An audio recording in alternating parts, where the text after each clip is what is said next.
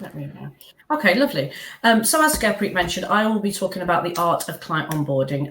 I'll touch on what onboarding is quite soon as well, so hopefully that'll answer your question. But if you have any questions, further questions about what onboarding is, then just drop them in the chat and we can get those as we go on. But just to tell you a little bit about myself, I am Rajul Prajapat. I'm Head of Client Services here at Anicca Digital. You can find my email address there should you have any questions after the presentation. I've been with Anicca Digital for 10 years now. I can't believe I'm saying that. Seems like a long time. But I've been working in the digital landscape for about 14 years now. So I've got experience in the sales of digital marketing and also in the account management as well. The majority of my experience lies in account management, but I made a transition when I moved to Anicca from the sales area over to account management, because we really felt that there was a gap when the client signs the contract and then comes on board. There was a gap where we needed to ensure that there was a bit of a hand-holding process and a smooth transition. So that's essentially what I was brought on board to do here at Anicca. So I'm just going to tell you a little bit about what our agenda is for today's call. Bear with me a second. And I'm just going to bear with me. Yep, so here we go. Here's our agenda for today's presentation.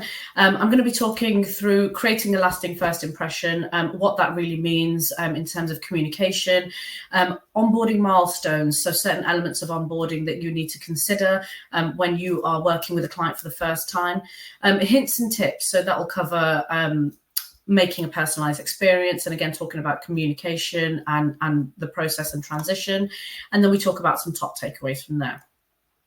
Just before we delve into the details of the presentation, I want to tell you a little bit about Anicca Digital. So we have been running since 2007. We're a team of about 23 employees at the moment, and we manage over 40 clients. In terms of the services that we offer, we've got 7 different service sectors, and we are based in Leicester City Centre as well. So you might already know a little bit about the business. I'm just waiting for this slide. Here you can see some mugshots of the team here, but we've got our director team here, which consists of 3 people. We have a strategy and a commercial team, which support the business development and the sales team, and also the internal technical team on delivery, on specifying and customizing services for existing clients and also new clients. And we have the technical and support team there. So you can see myself there and another member of the client services team that we have there, and various other members of the technical team across there, if you wanted to understand a little bit more about the structure that we have here in the business. In terms of some of the clients that we work with, we've got a vast range of experience in working with a range of different clients. Some of them are e-commerce clients, some of them are B2B clients, some of them are lead gen clients, a full range. But ultimately what we try to do is make sure that we do cater an experience or cater the services dependent on each of the client's needs. And the way that we're able to do that is by offering a range of different services. So we've got the PPC services, which are the paid media services. And then we've got owned media, which is SEO, content marketing. We then go on to earned media, which talks about traditional and digital PR, also organic media, organic social from here as well. We have the technical media, which is the AI, tracking, tagging, analytics, data, insights as well, which is, quite a solid team that we've got there. And then we've got the insights and data that we provide, and also creative services. So that is the creation of digital assets, videos, whatever it might be. So what we look to do is we've got these services, but ultimately we look to tie those in with our client outcomes, whatever they might be. So as a client, you might be looking for e-commerce support, you might be looking for lead generation, revenue growth, brand awareness, retention and loyalty. What we look to do is tie in our channels with the outcomes that, if you are a client, you as a client might be looking for. I've got a little bit here about some of the accolades that we've achieved last year. We obviously won best shopping campaign, best retail campaign, best use of conversion attribution, and there we've got a couple of our staff there representing the business and the awards that we achieved through these studies that we were part of. So yes, if you've got any more questions about the business, just do let us know and we'd be happy to answer those for you. But just to tell you, so move on now to the art of client onboarding. So let me tell you a little bit about what we're doing here. Bear with me a second while I catch up the slides. So what is onboarding? So what we found as the head of client services here at Anicca, through this presentation, I wanted to talk to you a little bit about the pivotal elements that contribute to a seamless client onboarding process. So what I'll do is I'll look into the key components of effective client onboarding and what that process is. I'll try and share some information on insights, on best practices, on strategies that have proven to be successful here at Anicca. So onboarding really is the foundation of unlocking a successful and fruitful client relationship.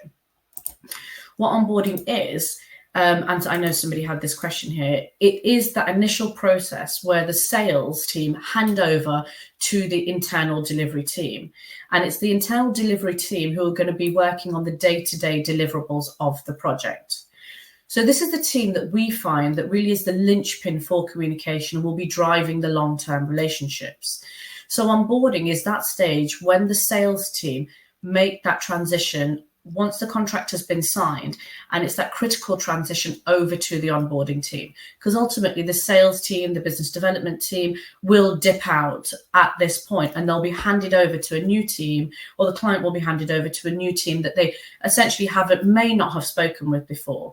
And it's in this transition that we have the opportunity to create an experience that not only ensures a positive start, but also lays the groundwork for a really mutual, beneficial and fruitful partnership between the client and the business. So it's your first impression opportunity. So I hope it answers that answers your question about what is client onboarding. Now, in terms of the benefits of this, a smooth onboarding process really does contribute to building a positive relationship. So bear with me a second. So you can see here, 86% of customers who have had an emotional connection with a brand, so i.e. a business like ourselves, are more likely to continue continue working with that business in the future. And that starts from the beginning process as well. You know, a more positive onboarding process, a positive ongoing relationship, a more communicative relationship will encourage a client to continue to work with you. A structured onboarding process can increase client retention by about 82%, which is a fabulous figure there. And here at Anicca, you know, we're always trying to improve that onboarding process, look at what works, what doesn't work, and try and cater it to what the client's needs are. So companies with standardized onboarding process experience 52% greater productivity in the first month. And I think that's something that we can vouch for as well. By having a really thorough, transparent, detailed onboarding process and allowing each team member to have the opportunity to talk about the services that they're going to be providing, the support that they're going to be providing, ensures that month 1, 2, and 3 are delivered or, you know, onboarded and transitioned as smoothly as possible. And we've also shown that research has also shown that the customer experience can overtake price and product as a key differentiator. So we have these client objectives, we have these KPIs that we're working to, and, you know, our objective is to deliver to those. However, if a client relationship is good and solid, there's also a positive opportunity for you to continue that relationship ongoing for subsequent years. Now, what we've got here is I've highlighted here some onboarding milestones, and these are key elements that are pivotal for us here at Anicca when we onboard a client. So we have the kickoff meeting. I'll explain to you what a kickoff meeting is in just a second, but we do that on an internal basis, and then we also look to do that on an external basis as well. And I'll explain to you what internal external kickoff meeting means. We will then go on to the transition, and then the transition is really when the sales team has dipped out of the relationship and after the external kickoff meeting, and then it's handed over to the working team on a day-to-day basis. So it's making that smooth transition. And then after that transition has taken place, we talk about next steps. What should the client expect from us, and essentially what we need from the client as next steps as well. So I will go into all of these elements in detail as we go through. So what we've got here now is the kickoff meeting. So the kickoff meeting is the first meeting with the project team, and that will be with or without the client. So in any case, this meeting will give you the opportunity to talk about the base elements of the project. This meeting is usually led by the sales team, and it's an opportunity to introduce the project firsthand to the to the team. So you decide on who's going to be working with the project, and you establish a common project goals and check-in points as well.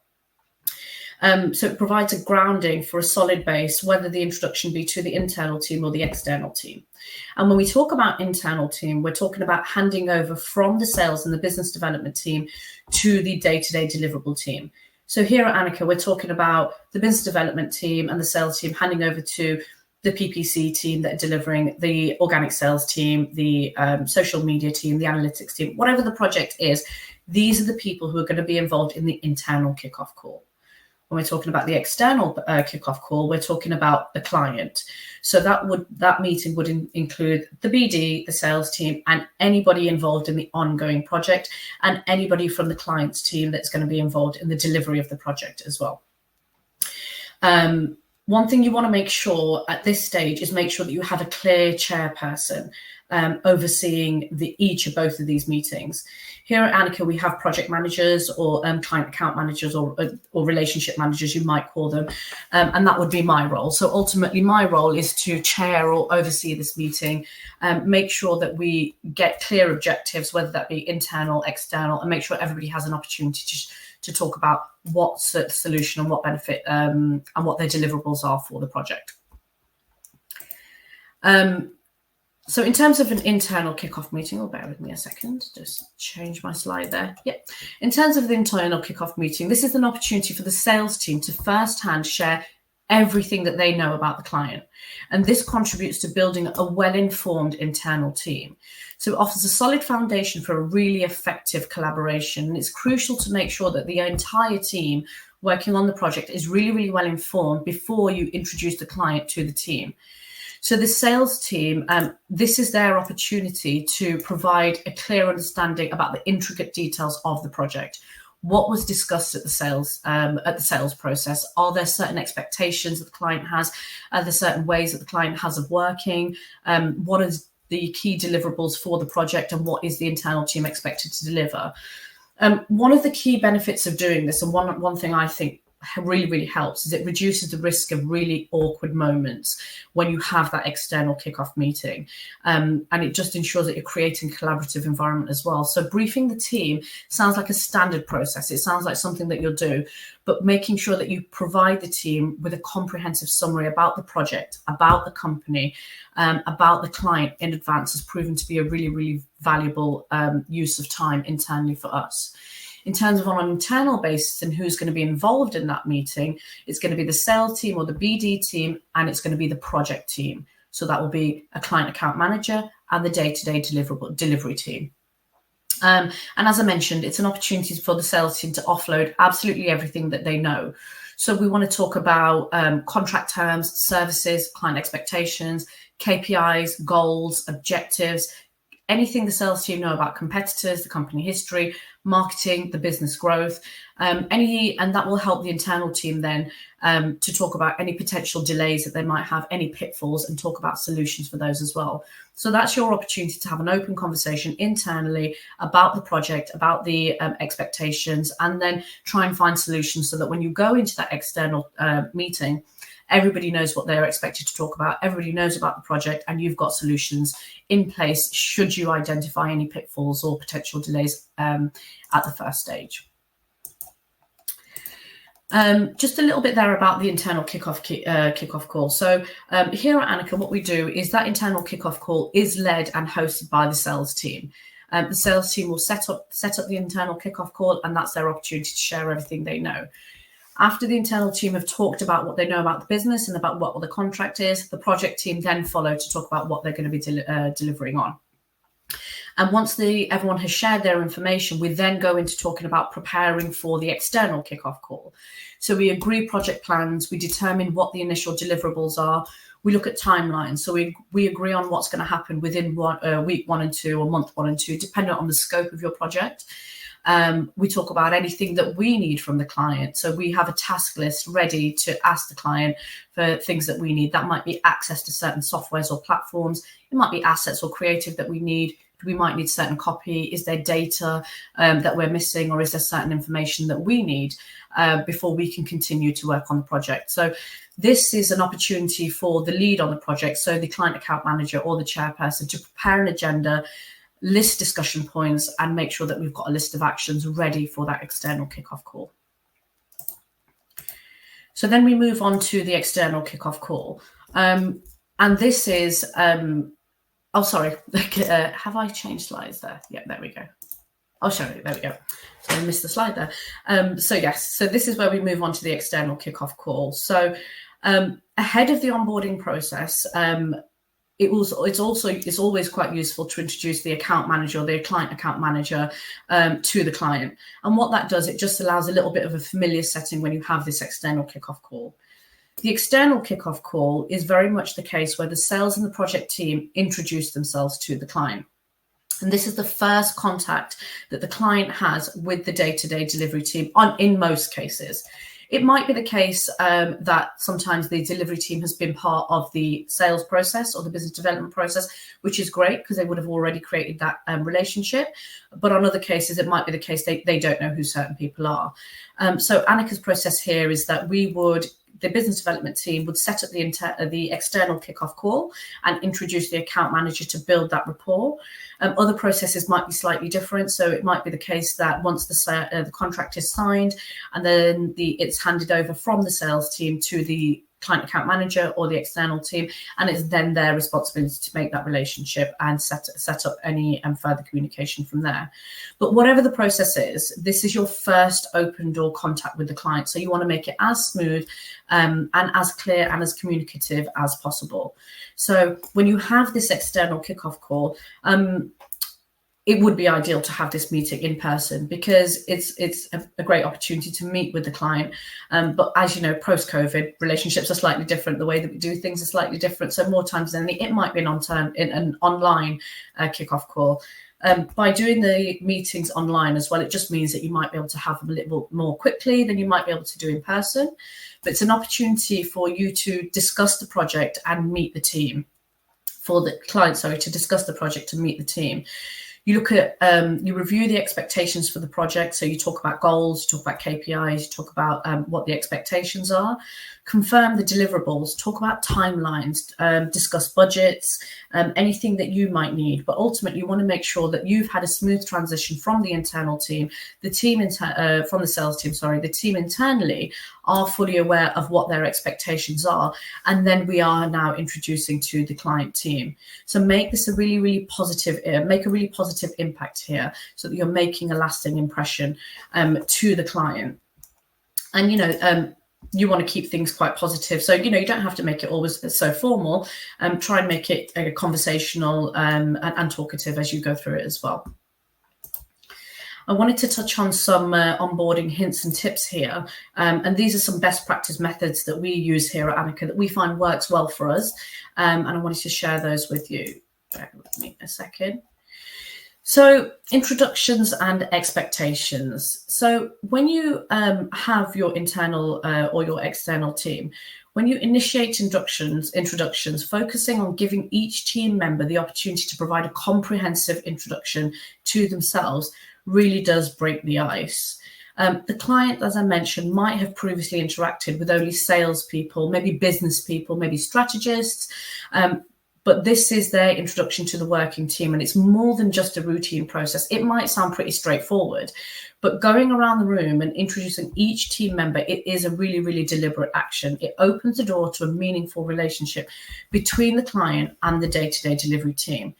So allow each team member to talk about themselves, talk about their name, their job title, what is their experience, allow them to get to know the client, and that's their opportunity to build rapport. So they're not just seen as a technical delivery person.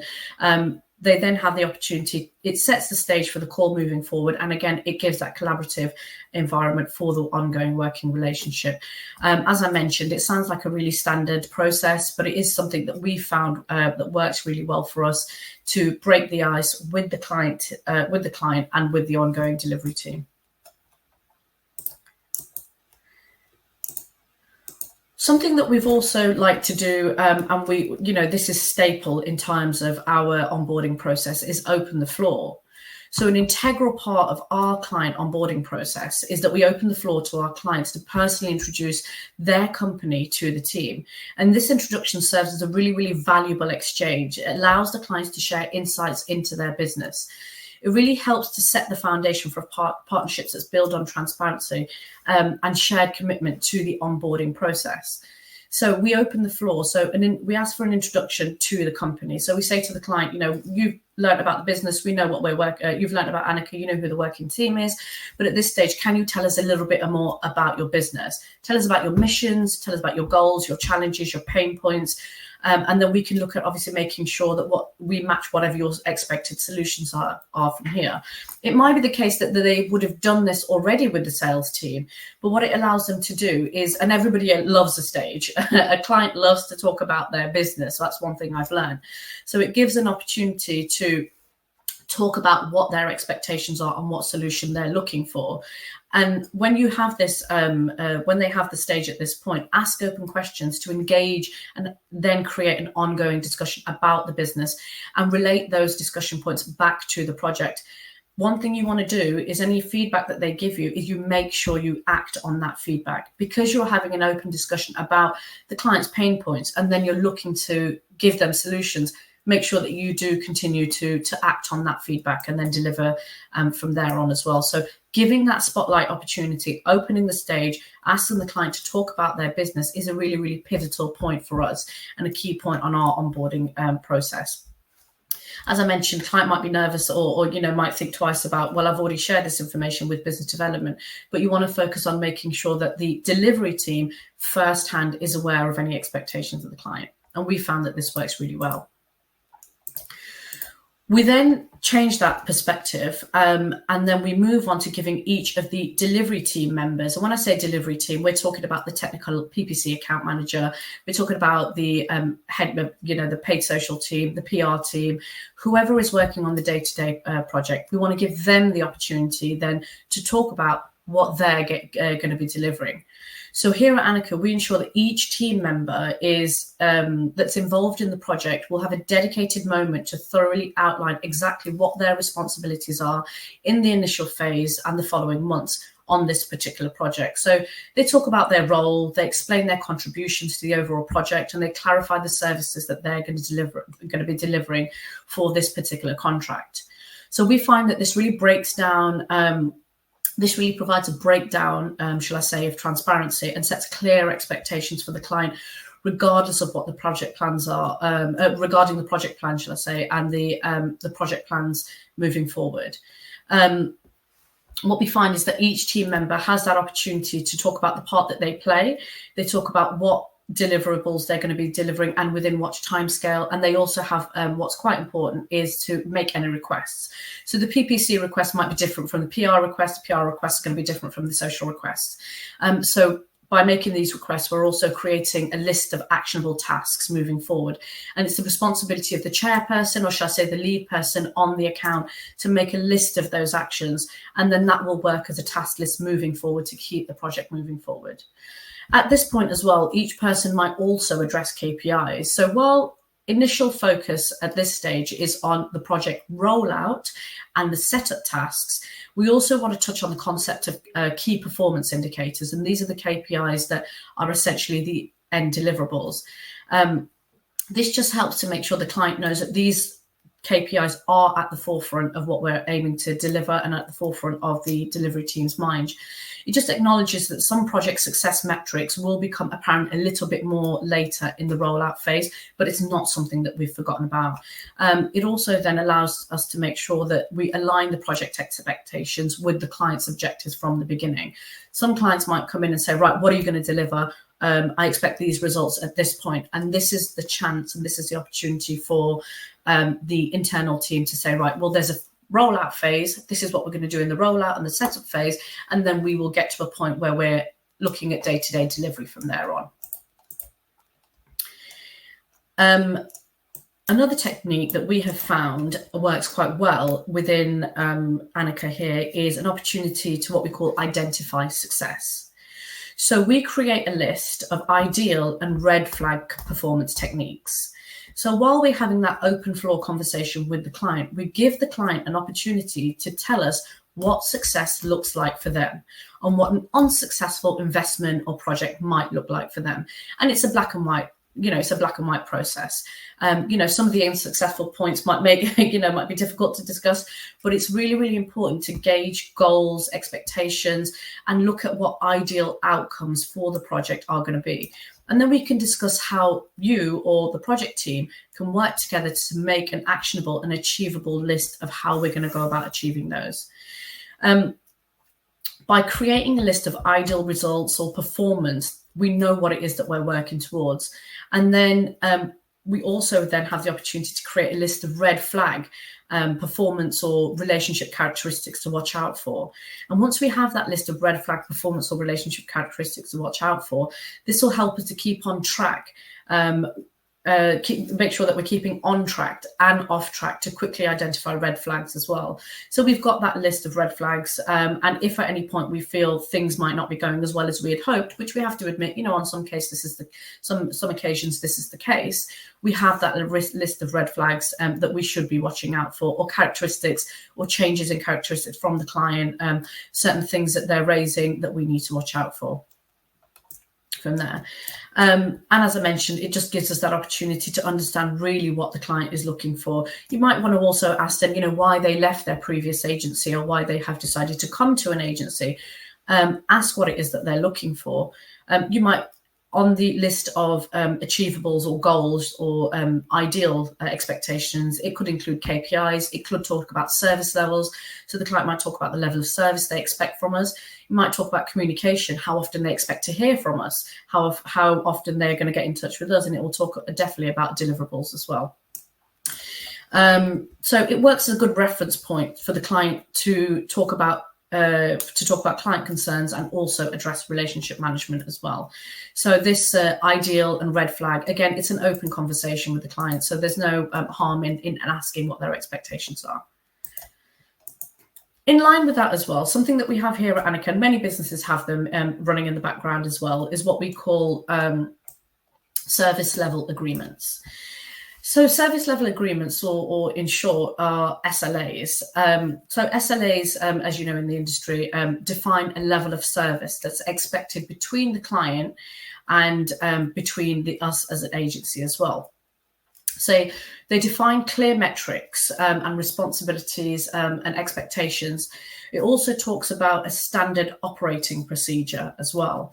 And what this does is this is our opportunity as a business to lay down some expectations of the clients. It clearly states metrics. It talks about responsibilities and any expectations that we want as well. So both parties have a clear understanding of what's required from them. It outlines suggestions, remedies, and penalties that we might need to put in place. And unfortunately, in some cases, it might be the case. Examples of the way that this might work is if there are certain, pages that we need to be uploaded to the website, there might be a time frame that we need to outline that pages need to be uploaded to your website. Once they're QC'd and sent over, they need to be sent over to you, or they need to be QC'd by you guys and uploaded to your website within, 3 or 5 days.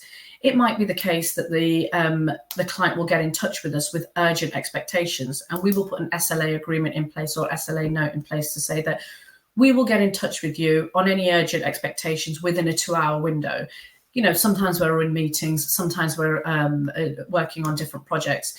So within a 2-hour window, you can expect a response to us on urgent requirements or urgent communication. Anything non-urgent can open the window to maybe a 4-hour window. And in the same respect, the client has the opportunity to put those SLA expectations forward to us as well. It might also talk about meeting attendance and in-person meetings. We expect, or we would hope to have an in-person meeting once every, biannually, once every 6 months. The client would then say, we expect to have an in-person meeting once every 3 months or so. Whatever is reasonable for both parties. It can also talk about charges, additional charges, or extra support. The client has signed up for a contract that outlines specific services, but there are also additional services that might come into play later on. So we'll talk about if you require additional assistance in the area of analytics, which might not be part of their day-to-day, that will be a chargeable service. So it's all written down, it's all transparent. and it's all there open for discussion. It will talk about the reporting process, which is key and pivotal in terms of our process internally for delivering and talking about how successful or how well the project's going and ensuring things are on track. So we have a point of contact once a month whereby we share the report with the client, and then we ensure that there is a follow-up call or what we call a reporting call every month with the client to talk about what the performance is. And we want to make sure that in the SLA, it outlines that we need to have that reporting call, because it's our opportunity on a monthly basis to go back and spotlight what we have performed and how well we've performed. And also identify areas of where we might have fallen off track, identify solutions that we might fall off track as well. So that's a monthly reporting call that we always do push for. It also talks about quality of service as well. What level of service should the client expect from us, and what level of service and communication should we expect from the client? You know, there might be certain respect boundaries that you want to put in place as well. We know sometimes when things can fall off track, it can be easy to talk in detail and have a not, should we say, an unfriendly conversation, but you want to put certain expectations in place in the SLA as well. So that will just give you an opportunity to make sure that everybody is on the same page in terms of expectations. And this might be a document that you share in advance of the meeting, and it might be something that you that they can review from there. I know somebody had a question about the personalized onboarding experience. So like anything, and like any project that we have, there's always a diverse range of possible projects, and each client needs a different service, and each client contract is running for a different duration. So personalizing an onboarding could involve assigning a dedicated onboarding specialist, whether that be a project manager, it could be account manager. What you want to do is you want to make sure that you cater the agenda of the meeting based on what the client's objectives are and what the project is. Appointing an account manager makes sure that you have the opportunity to make sure that you adjust the agenda and adjust the needs for the project. So we know that there is always a diverse range of projects. So a project manager won't always be available in all cases, but ensuring there is a dedicated lead on the project ensures that there's guidance and that you're delivering to the needs of that project. Within each project as well, you want to make sure that you review the services and adjust the standard meeting agenda to what the needs are. So a tailored approach to the kickoff meeting just acknowledges the specific requirements to each client and factors in a sense of personalized support. And it can be different in any case. You want to make sure you want to accommodate for the project's unique needs. It might be the case that, you know, on one particular project there, and I'll reference back to some of the services that we use here at Anicca. They might have PPC ongoing or Google Ads ongoing throughout the full contract, but there are only spikes of PR activity. So you might want to make sure that you weight most of the project onto the discussion about PR, but also, about PPC, but also make sure that you weight then give PR an opportunity. But because the PR sprint is not going to be happening for another 3 months, it might be the case that then you customize or have a separate onboarding process or a kickoff meeting with the PR department closer to the time so that that information is all fresh. The way that you personalize that onboarding meeting really does depend on what the service the client has signed up for. As I mentioned, if somebody did have a question about personalizing onboarding. So if I haven't answered that question in this, please do let me know. You know, reach out to me afterwards, and I'll be happy to take you through that in a bit more detail. Wait a second. One thing that's key during this kickoff call and this initial phase is communication and actions. So during the first interaction, focus on real clear lines of communication and monitor the actions that are being completed. We've learned that making sure the client is aware of our open lines of communication gives the client a lot more comfort in knowing that we're reachable and open for discussion at all times. Something that we do internally and something that really works well for us is what we call WIP calls, so work in progress calls, or also catch-up calls. They can be weekly, they can be bi-weekly, depending on the size of the project. But what that allows us to do is basically sit down with the team and the client team. We have an open conversation call. It doesn't need to be longer than half an hour, just to make sure that it's really, really concentrated on the discussion points. And we talk about what we've been doing, any delays, we talk about any needs that we need from the client. If things are on track, we reaffirm that things are on track. And it also then gives the client to ask us any questions about the setup phase, what to expect next, and any just areas that they want to discuss. In the initial stages, on some cases for us, it might be that, we don't expect to hear from the client for the first month, because we're in the background working on the setup, working on the research, doing content plans, doing keyword research. So the first whip call might not happen until the end of the first month, but put a next phase or next point of communication in place, so the client knows what to expect from you when they leave that call. And you want to emphasize that communication is a two-way process. By ensuring the client knows that they are welcome to reach out to you at any point, it really helps to address any concerns that they might have promptly as well. What you don't want to happen is the client to sit in the background and not reach out to you and, think about what's happening with the project. I'm not aware of what's moving forward. I'm not aware if the campaigns are live. Has the keyword research been done? You want to make sure that they are comfortable and forthcoming to you should they have any questions about the project as well. Within this meeting as well, you want to make sure that there are clear actions, and that you introduce any platforms.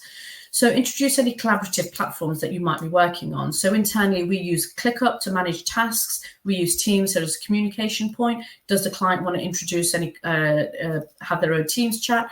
We also use Trello, and we also use Google Meet. So we let the client know about any of these. And if needed, we provide training sessions or any guidelines or guides to help the client use those and be able to use these in-house as well. So make them aware of any software that you use. And as I mentioned, you want to integrate feedback or update sessions, and ensure that they, and this just ensures the client's project is moving forward and gives them that reassurance. One thing that you want to do in this kickoff meeting, and mainly for the chairperson, is actively listen. Take really, really detailed notes from this meeting. And with those detailed notes, you want to make clear action points for each team member. Once you've made those clear action points following the meeting, you'll circulate, and when I say you, I mean the lead for the project, will circulate this with the client and with the project team. So there's full transparency on what the discussion points were in that meeting and what the action points were. So the notes also work as kind of an audit trail to document some of the discussion points and work as an action list, so everybody knows following this call what needs to be tackled. And once you've had this call with the client, you want to think about next steps. So, oh, bear with me a second. You want to think about next steps, sorry. Oh, there we go, didn't work. So confirm at the end of the call, you want to confirm the main point of contact for the client. So they want to know exactly who's the main point of call, but also ensure that they're aware that they're able to contact the technical team at any point should they need to. And that's what we do here at Anicca. We always open the floor and let the client know that should they need to contact the technical team, they're welcome to do so, but just CC in the account manager so they're aware what's happening. Exchange emergency contact details, make people aware of planned absences, any holidays, and also working hours. With flexi time in play, there is always the case that some members of the team are not available, so make the client aware of that. You want to document the discussion points, which is what I've just mentioned as well. So make sure that everyone is aware of what is expected of them following the kickoff meeting. And also you want to agree on the next point of contact. Is that going to be in a week? Is that going to be in a couple of weeks? Or are we going to continue to communicate via email? But make sure that the client is aware when you leave this meeting what the next point of contact is, and highlight any expectations you need from the client at this point. So this is the point where you would essentially end the call, go away, and the team start working on the setup or the rollout tasks. So you want to make sure that the client is aware of what is needed from them, so that everyone leaves this meeting with feeling really positive, really confident of the relationship, and really, really informed of what is expected for them. Again, the roundup notes and the follow-on kickoff notes will dictate and outline and audit exactly what's needed from the client, but just give them a refresher, give them a reminder of what's needed from them from here. So just to go on to top takeaways from here. So just want to highlight a few things that I think work as to build that really positive client relationship. So you want to build trust and confidence with the client. So effective onboarding really does lay the foundation for a strong relationship with the client. A seamless onboarding experience can be a really, really powerful differentiator between yourselves and your competitors. So by delivering that exceptional service from the start, you have a better chance of standing out from your competitors, and you position yourselves as a real trusted partner. Clients who are happy and confident in the relationship are, as we know, more likely to continue working with you. And how your client feels about you can really, really impact the relationship. And you want to make sure that that onboarding process, as I mentioned, is as smooth as possible. So you want to create that human, emotional connection with the client. The client is more inclined to come and discuss issues related to the performance or any deliverables if they have a positive relationship with you. So a lot of my clients, they're comfortable to pick up the phone and call me whenever they feel, to have just an open, frank chat. It's not always a formal conversation. It's just to chat about their thoughts about the project and how things are going. And by doing that and having that positive relationship with the client, you improve the customer loyalty, you're building trust, you're building confidence, you're reducing the client churn. So essentially the client is less likely to leave. You have a higher customer lifetime value. So your customers are with you for a longer period of time.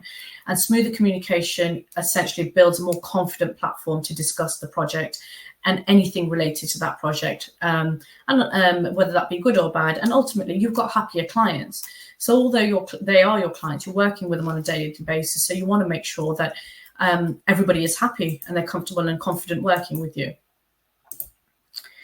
So in terms of takeaways, what we're looking at, in summary, a seamless client onboarding process goes beyond the administrative task. It's about creating a positive and collaborative experience.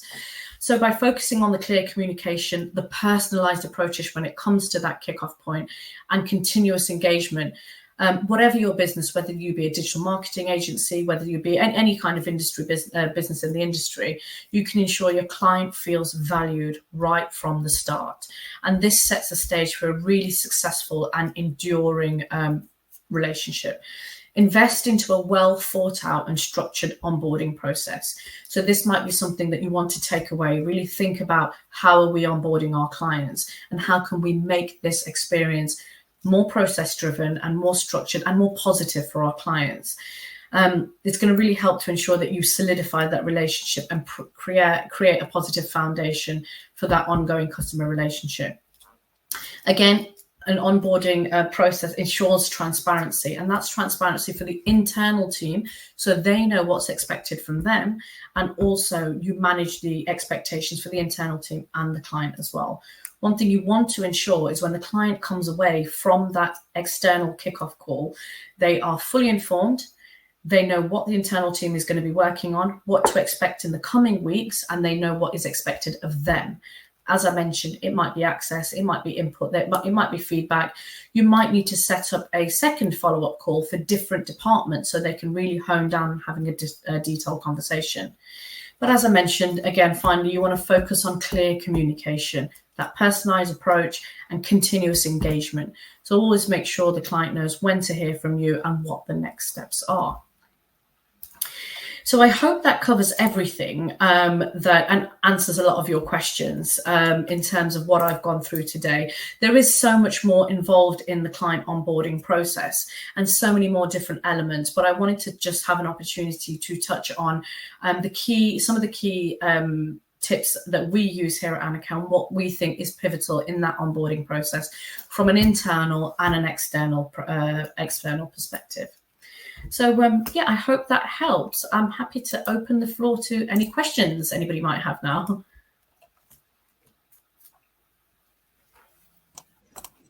Brilliant. Thank you so much for that, Rachel. That was really interesting. Just learn the whole process from start to finish and to try and make it seamless as possible. Yeah. It'd be great to answer any questions. If anybody's got any, please pop them in the chat. There was a couple to say, wouldn't the SLA be in place around 2 meetings prior? Whenabouts would the SLAs be in place? Absolutely. That's a really good question. So with the SLA, that tends to come, and the client is usually exposed to that at the business development or the sales process. So correct. When the sales team go in and they talk about obviously whatever their process be in terms of your business. They'll talk about what the client is looking to sell. They'll go through the sales process, and when they get close to that contract period and they talk about the ongoing relationship, that is when the SLA is put in place.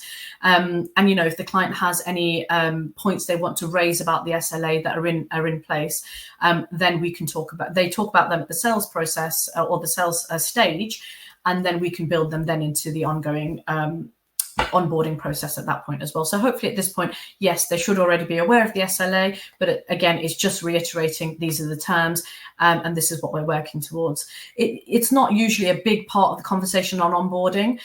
When it comes to onboarding, as I mentioned, you want to talk about the day-to-day project, and any questions, queries, concerns that they have about the SLA would have usually been brought up at the sales stage or business development stage. Brilliant, thank you for that. Another question is, can you just go into what a kickoff call is? What exactly is it? What does it entail? So the term kickoff call is, shall I say, it's an industry term. You might call it an introduction call. You might call it an onboarding call. The term kickoff call is just something that we've used for years, and in the industry across the business, kickoff essentially means the project kickoff, the launch. So it's that, as I mentioned, it's that first point when the sales and the business development team hand over to the technical delivery team. On most occasions, the technical and delivery team are already aware of this project. They're already aware of what's been sold to them, but this is when we start to talk about the nitty-gritty about what we are required to deliver on this particular contract, what the service is that's been sold, and what we need to do to deliver on that service. So the sales team, as I mentioned, will talk about the business. They'll talk about the client, they'll talk about the business, their pain points when it comes to, from our perspective, marketing, what they're looking to achieve, and they'll inform the client team about that. The external kickoff call, and again, the term kickoff, you might know it as something else in the industry, is when we have that meeting with the sales team or business development team and the internal delivery team and the client. So that is a full team of everybody involved in the project, and that is when we onboard the client.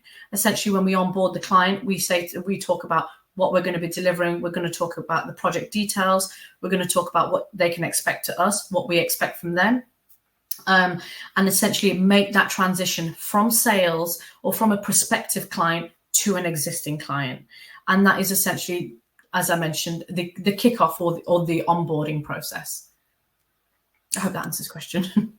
I think it does. That's brilliant. Thank you. Got some great questions coming through. So, and the next one is, how long has the term onboarding been around? I've only came across it in the last few years regarding employees. So how many years have you ever used that word? It's quite difficult to say. I think as an industry term, we've used the term kickoff since I've been with Anicca. So 10, 11 years or so. But onboarding, I would say is quite recent, but essentially I think it clarifies in a clearer way. It's better than kickoff, I would say, because essentially it dictates exactly what it is that we're doing. We're onboarding the client onto the business so that they are becoming, as I mentioned, a client as opposed to a prospective client. So, yeah, I mean, it depends you can use whichever term you feel comfortable, whichever term works for you. There's no hard or fast or dictionary term for this. But you whatever works well for your business, and if you choose to use a custom term, you have then the flexibility of really defining what that custom term means for your business, so that when you are onboarding a client, you can define what that means and obviously provide a clearer service for your customer. Definitely, yeah. I think onboarding is just an industry term, but it's classed as, it sits under an umbrella of plenty of the words that are used. Yeah. But I think that's like the generic one that's always thrown around. Mm-hmm. Next question is, would you mind expanding on the external meeting part? Who is best placed to arrange this and / lead it? Would this have to involve somebody from sales? So a structural question there. Yes, just to confirm, was that the external kickoff call that we're referring to? No, I think it just has just an external meeting, so it can be any meeting. Okay, so if we think about the external meeting with the client, as I mentioned, so if we picture it, this is the stage where the client has only been in touch with sales, business development, maybe some of the technical team if they were involved in the sales process. They've agreed to go ahead, they've signed the contract, and they're happy with everything. and that's it. They're signed, sealed, delivered. Then we come to a stage where we have the external call. So on this call, the way that we work here at Anicca, we have the sales or the business development team or person. Ideally, it's only one person. We don't want to dilute the amount of people. Last thing we want is a call with, 10 or 15 people on there with not much to say. So it would be mainly one person from sales. And our process is that the salesperson would set up this meeting with the client. They would drop the client an email to say, thank you for signing the contract. Next stage is for me, i.e. the salesperson, to introduce you to the day-to-day delivery team. And they set up that call. If it's a call, it's a call. If it's an in-person meeting, that would be fabulous. And they invite the delivery team, anybody who the client wants to invite to that meeting. So the main person that they've either sold to. So in our case, it will be a marketing director. On some cases, it would be MD, CEO, whoever's running the business, any marketing personnel, heads of department that are responsible for the project internally within the client, and also anybody from the Anicca team. So sometimes it can be quite a busy meeting. You can have 8, 10, 12 people on that meeting.